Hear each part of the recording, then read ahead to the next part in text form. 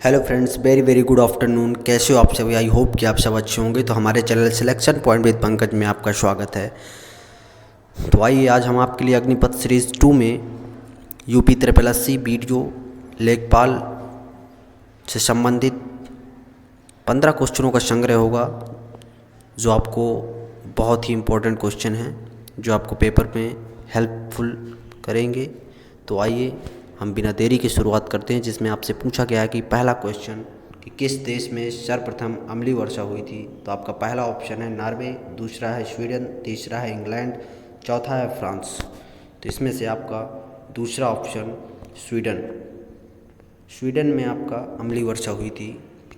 तो आपका अगला क्वेश्चन है, जिसमें आपसे पूछा गया है कि जुगाली करने वाले पशुओं से जिस ग्रीन हाउस गैस का निस्सरण होता है वह है। आपका पहला ऑप्शन कार्बन डाइऑक्साइड, दूसरा है मीथेन, तीसरा है CFC मतलब क्लोरोफ्लोरोकार्बन, चौथा है नाइट्रस ऑक्साइड। तो इसमें से आपका दूसरा ऑप्शन मीथेन सही होगा।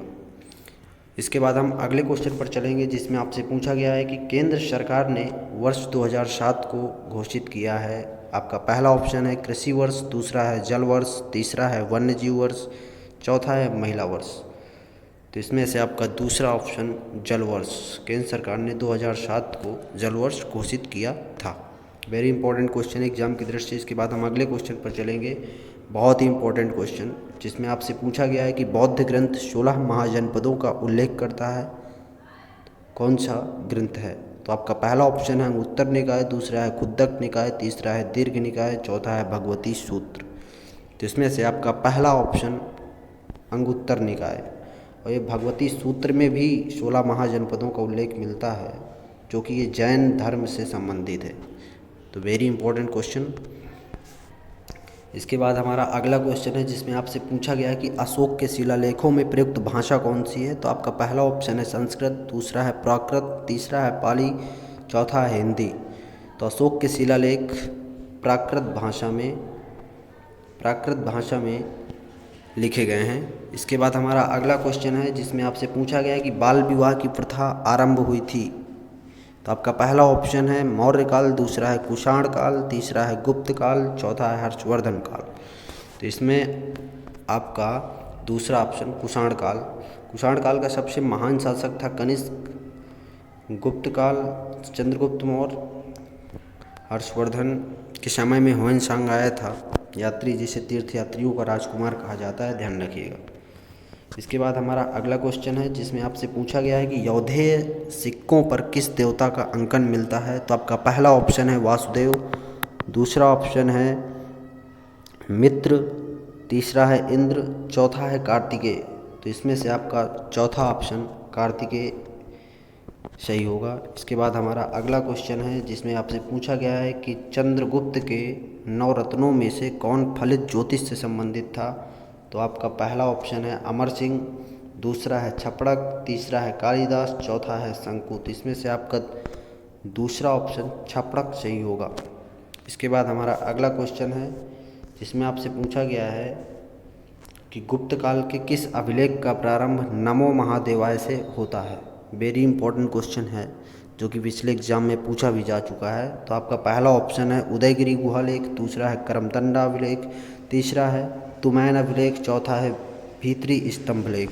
तो इसमें से आपका दूसरा अभिलेख करमतंडा अभिलेख का प्रारंभ नमो महादेवाय से होता है। अगर आपको सेशन अच्छा लग रहा हो तो आप अपने फ्रेंडों में शेयर कर सकते हैं।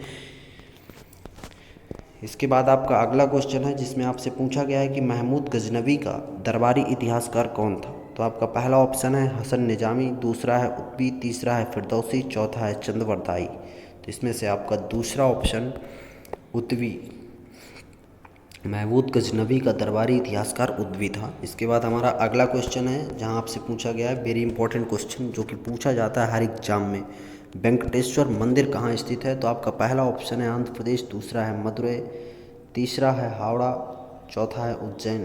तो इसमें से आपका पहला ऑप्शन आंध्र प्रदेश, वेंकटेश्वर मंदिर आंध्र प्रदेश तिरुपति में स्थित है। यह आपका उज्जैन MP में है, मदुरई तमिलनाडु वैगई नदी के किनारे। इसके बाद हमारा अगला क्वेश्चन है इंडियन एसोसिएशन के संस्थापक थे।